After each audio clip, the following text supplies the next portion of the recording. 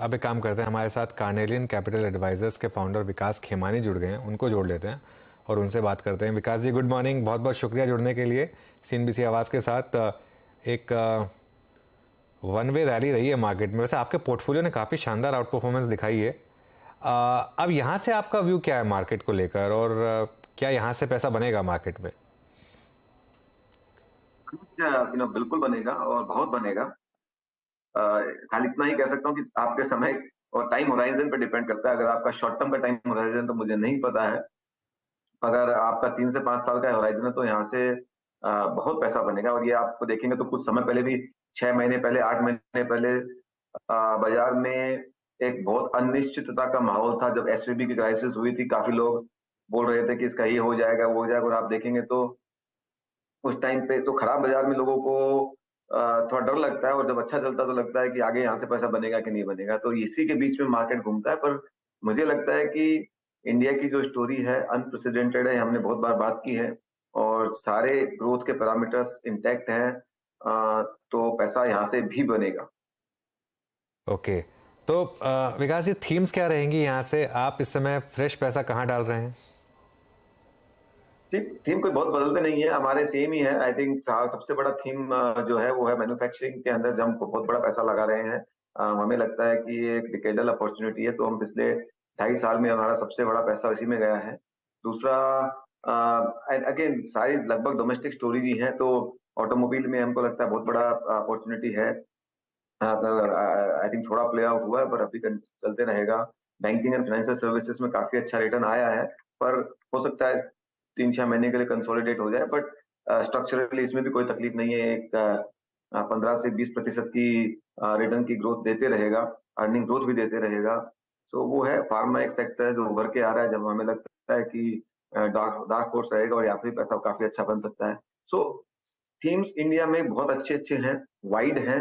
इस बार की तेजी में एक अच्छी बात है कि जो जो पार्टिसिपेशन है वो काफी ब्रॉड है, वाइड है। ऐसा कोई एक रिस्ट्रिक्टेड नहीं है नैरो सेक्टर के अंदर।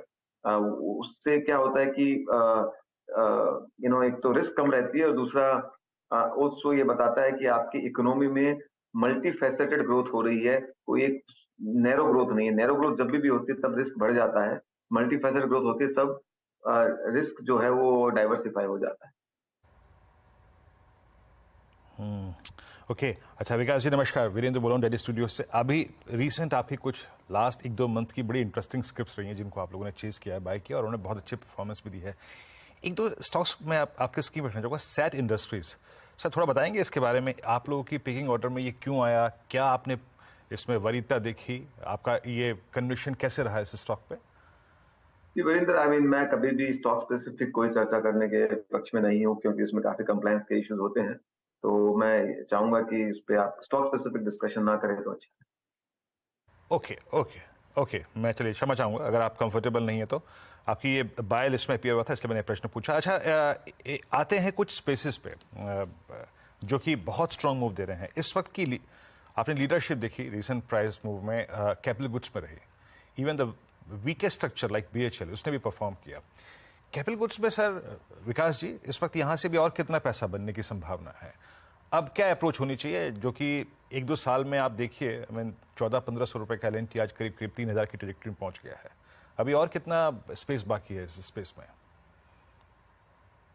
जो आप क्वेश्चन बार बार पूछना, और कितना स्पेस बाकी है, उस क्वेश्चन को आपको मैं थोड़ा अलग तरीके से आंसर देता हूँ। आप ये बता दीजिए इंडिया की ग्रोथ में कितना स्पेस बाकी है, फिर मैं आपको ये बता दूंगा कि इसमें कितना स्पेस बाकी है।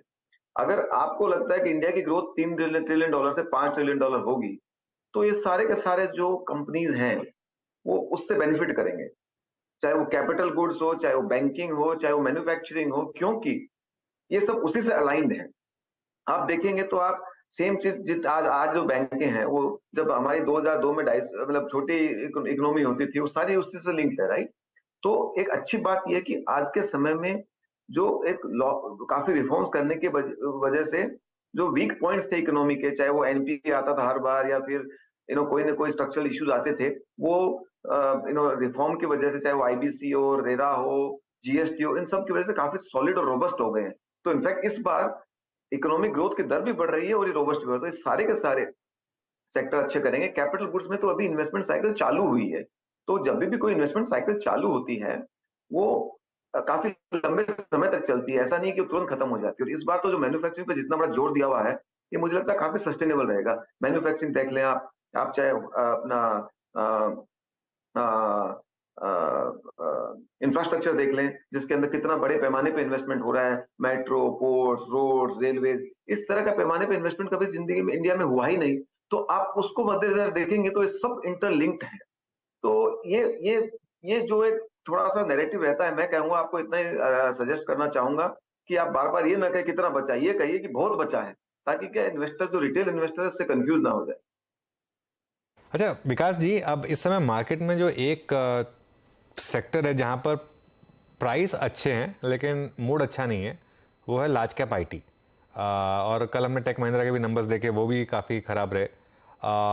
आप क्योंकि काफ़ी एफआई से बात करते हैं और काफ़ी यूएस ट्रिप्स वगैरह भी करते हैं, इस समय क्या एक अपॉर्चुनिटी दिख रही है क्योंकि विजिबिलिटी कम है, या फिर अभी इस सेक्टर को अवॉइड करना बेटर रहेगा? बिल्कुल आनंद, अच्छा सवाल पूछा आपने। आईटी के अंदर देखिए आप एक तो मतलब आईटी सेक्टर पर से ओवरऑल ठीक करेगा और कर रहा है, रादर मैं तो ये मानना चाहूंगा कि कोई भी सेक्टर वन वे कभी नहीं जाता है ऊपर। जैसा कि केमिकल 2021 में बहुत अच्छा किया, 22 में अभी अच्छा नहीं किया, 23 में अच्छा नहीं कर रहा है, तो पर इसका मतलब ये नहीं कि वो सेक्टर खत्म हो गया, उसके भी ग्रोथ ड्राइवर्स हैं, राइट। और सेम वे आईटी के अंदर भी मेरा ये मानना है कि कुछ कंसोलिडेशन हुआ है पिछले समय में, बट स्टॉक्स ऑल्सो ये साल में सारे आईटी स्टॉक्स अब 15 से 20% है, कुछ को छोड़ के। तो आईटी में डिमांड अच्छी है, ग्रोथ अच्छा चल रहा है। कुछ जो स्पेसिफिक सेगमेंट जैसे ईआर&डी है या फिर नीश सेगमेंट्स है, they are growing even faster, 20 से 25% ग्रो कर रहे हैं। तो आइडिया है कि उन सेगमेंट्स को आइडेंटिफाई करके कंपनीज में इन्वेस्ट करें, जहां से आपको 20 से 25% की ग्रोथ अर्निंग्स में मिल सकती है, और ऐसी हमको दिख रही है कंपनी जिनमें हो रही है। तो हम तो उन्हीं कंपनियों में ढूंढते हैं। तो आईटी पर से सेक्टर में कुछ गड़बड़ नहीं है। लार्ज कंपनीज है थोड़ी स्लो ग्रो करेंगी, स्मॉलर कंपनी है वो फास्ट ग्रो करेगी। और दूसरा मैं मानता हूं कि आईटी जो सेक्टर है वो US interest rates coming down पे एक बहुत बड़ा प्ले हो सकता है। जैसे जैसे इंटरेस्ट रेट्स का माहौल कम बनने पे बनेगा, अगले 3 महीना, 6 महीना, 12 महीना, जब भी होगा, मैं नहीं कह सकता कब होगा, पर जल्दी होगा इतना मैं मानता हूँ। तो तब भी होगा, तब आईटी सेक्टर का एक बहुत बड़ा प्ले उससे बनेगा। एंड तो उसमें आप देख सकते हैं। दूसरा सेक्टर जहां पे आज जो आपने सवाल पूछा कि केमिकल्स है, जहां पे कोई भी हाथ नहीं लगाना चाहता, सबको लगता है कि अरे पता नहीं क्या हो गया। केमिकल्स ऑल्सो एक डिकेडल स्टोरी है, वहां पर भी बहुत पैसे बनेंगे। पर जो पिछले 1-1.5 साल में इन्वेंट्री करेक्शन, प्राइस करेक्शन हुआ, उसके वजह से काफी स्टॉक्स ने बीटिंग लिया है। पर वहीं तो सबसे बड़ी अपॉर्चुनिटी आती है अगर कोई इन्वेस्टर लॉन्ग टर्म होता है तो मैं मानता हूँ वो सेगमेंट भी एक बड़े फोकस के साथ देखना चाहिए। अच्छा, आपने मैन्युफैक्चरिंग की बात की और मैन्युफैक्चरिंग पे तो आप बहुत टाइम से बुलिश रहे हैं, मेरे ख्याल से सबसे अर्ली मूवर्स में रहे हैं आप मैन्युफैक्चरिंग में। उसमें एक पर्टिकुलर स्पेस डिफेंस ने बहुत शानदार मूव दिखाए हैं। और मैं आपसे स्टॉक स्पेसिफिक नहीं पूछूंगा, लेकिन मुझे पता है कि एक डिफेंस कंपनी में आपका खुद का बड़ा स्टेक भी है। तो डिफेंस में इस समय क्या ये जो तेज़ी बनी है ये अभी भी यहाँ से सस्टेन करेगी विकास, या फिर अब थोड़ा सा ओवरबॉट हो रही है ये जगह?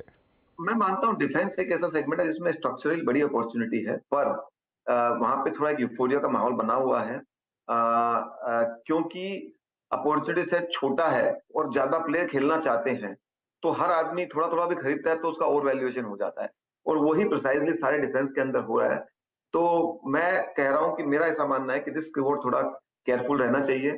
जहां जहां आपको सस्टेनेबिलिटी ऑफ अर्निंग्स, ग्रोथ वगैरह दिखती है वहीं पे ले, बट जनरली डिफेंस सेगमेंट पे मैं कहूंगा थोड़ा कॉशन एडवाइस करूंगा।